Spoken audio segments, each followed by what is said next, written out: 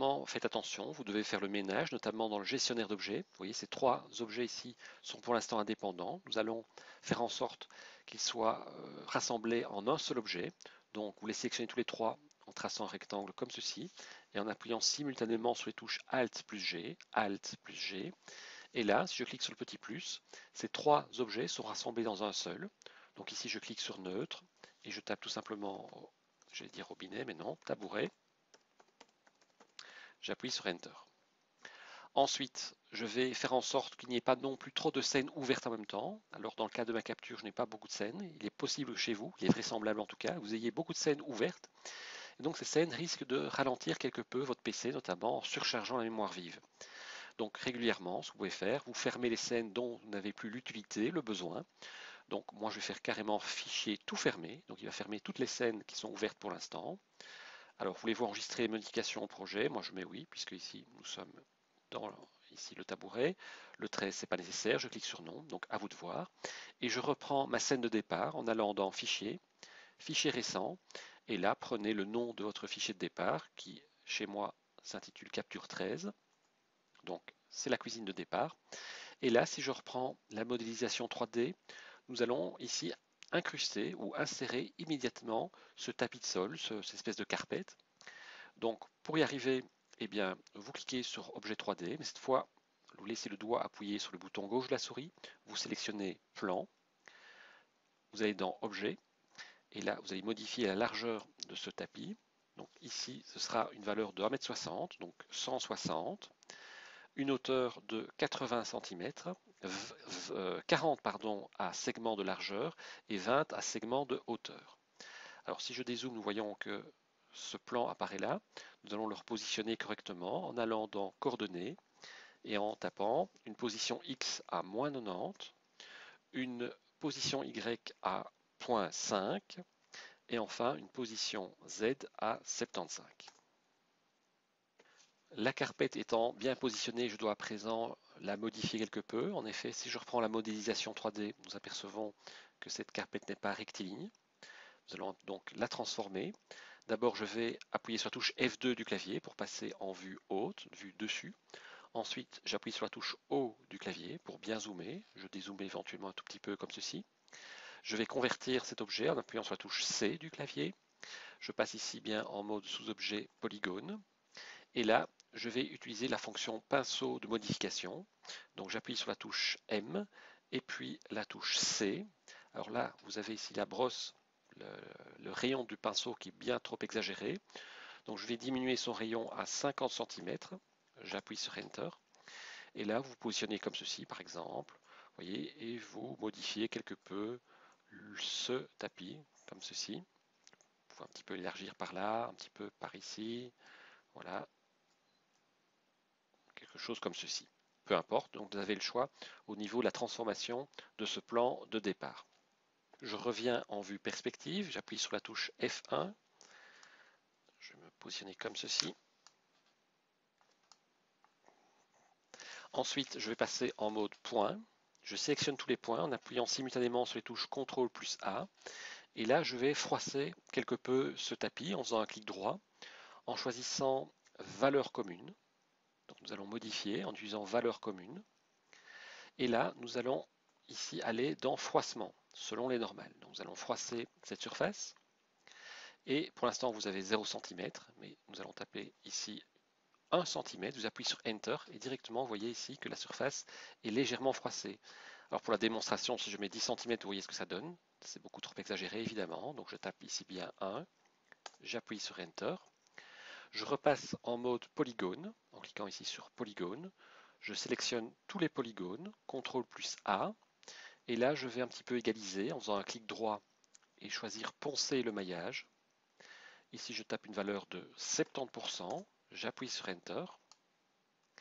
Et je vais faire maintenant en sorte que ce plan passe ici en mode ici Hyper Nerves. Donc j'appuie continuellement sur la touche Alt, je clique sur Hyper Nerves. Et maintenant, nous allons voir ce que ça donne en faisant un rendu, CTRL plus R. Vous voyez ici la carpette qui est bien modifiée. à cela près que j'ai oublié de donner une épaisseur à cette carpette. Donc effectivement, si je fais CTRL R, vous voyez qu'elle se confond presque avec le sol. Elle n'a aucune épaisseur. Donc je vais dans Gestionnaire d'objets, je clique sur Plan et je vais donner une épaisseur. Donc ici, toute la surface est bien sélectionnée. Donc j'ai bien ici le sous-objet polygone sélectionné. CTRL A. Et bien entendu, donc, pour donner une épaisseur, c'est l'extrusion. Donc j'appuie sur la touche D du clavier. Et puis je donne une extrusion de 0,5. J'appuie sur Enter. Donc je fais un nouveau rendu, CTRL plus R. Donc voilà le tapis ici qui a quelque peu été modifié et dont la surface n'est plus tout à fait plane. Alors vous enregistrez votre travail en appuyant simultanément sur les touches CTRL plus S. Je n'oublie pas de temps en temps de mettre un peu d'ordre dans le gestionnaire d'objets. Donc au lieu d'avoir HyperNerves, je vais rebaptiser, je clique 2 fois et là vous tapez simplement Carpet. J'appuie sur Enter, je clique sur le petit moins pour réduire. Et nous allons faire en sorte que ces carpettes ne soient plus visibles, du moins provisoirement, puisque nous n'avons plus besoin lors de la modélisation de nos prochains objets. Donc je clique une première fois sur cette pastille-ci, qui devient verte. Je clique une deuxième fois, elle devient rouge. Donc mon objet est provisoirement effacé, ou en tout cas rendu invisible. Bien entendu, nous le rendrons invisible au moment du texturage et du rendu.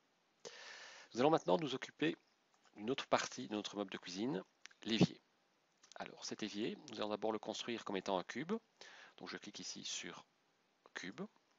Alors éventuellement je dézoome ou j'appuie sur la touche H. Nous allons modifier ses dimensions en allant dans l'onglet Objet. Je tape une valeur de 45 pour X, de 25 pour Y et 45 pour Z. Ensuite, je clique ici sur biseau. J'appuie sur la touche O du clavier pour bien voir ici mon biseau. Alors, je tape une valeur de 10 cm et je laisse 5 à subdivision du biseau. Nous allons repositionner ce cube à l'endroit adéquat. Donc je vais dans Coordonnées et là, je tape moins 223 à X, 83 à Y et 100 à Z. J'appuie sur la touche O du clavier. Alors là, vous voyez, ça ne fonctionne pas parce que je suis dans échelle, donc je retape 1. J'appuie sur Enter et le fait d'appuyer sur Enter, maintenant je peux appuyer sur la touche O pour zoomer donc sur ce cube qui va devenir donc notre futur évier.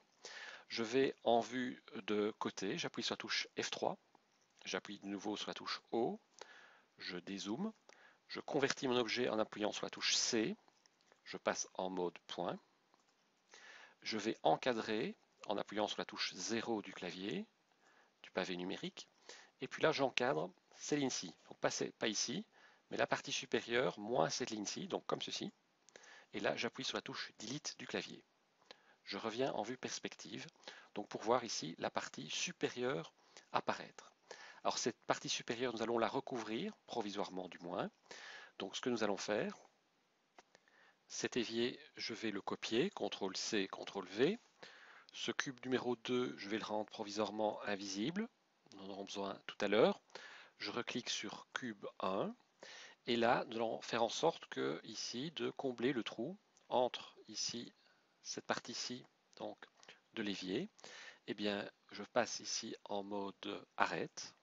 Je fais un clic droit et je fais fermer le trou polygonal. Je me positionne comme ceci, vous voyez, comme ceci, avec la souris. Je clique une première fois et donc là, j'ai comblé le trou donc, qui existait auparavant.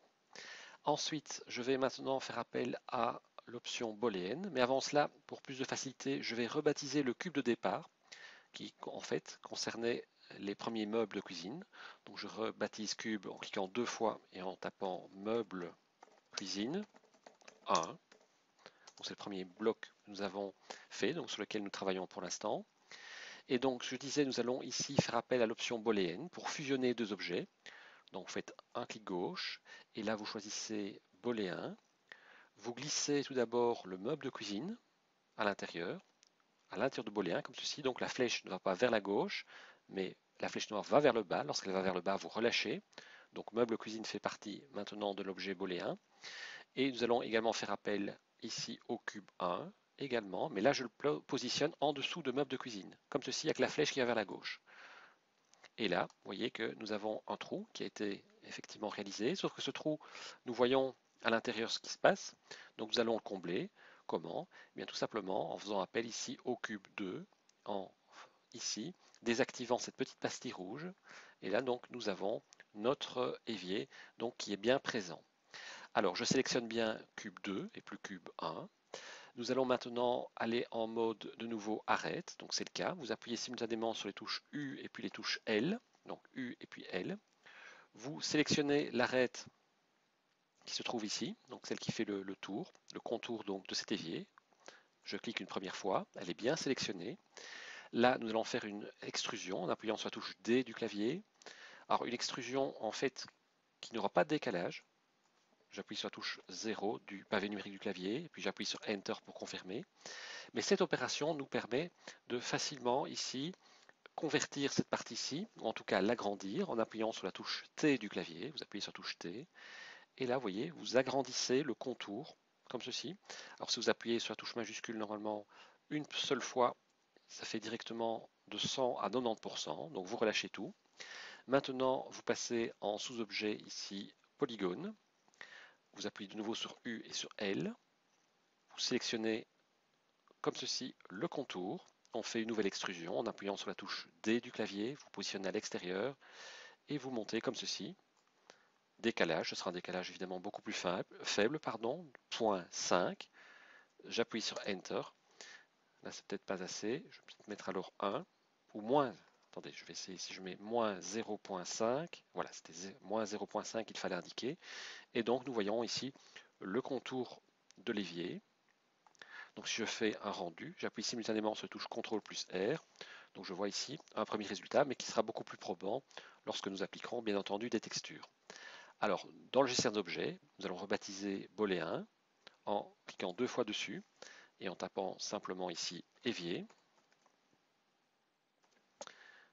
Nous allons ici appuyer sur Enter. Je vais appuyer sur la touche majuscule et en même temps cliquer sur Cube 2. Nous allons faire en sorte que cette partie-ci de notre meuble soit également rassemblée en un seul objet, un objet nul. Donc j'appuie simultanément sur les touches Alt plus G. Et là, je clique 2 fois sur neutre. Et donc là, je tape meuble plus évier. J'appuie sur Enter. Vous enregistrez votre travail en appuyant simultanément sur les touches CTRL plus S.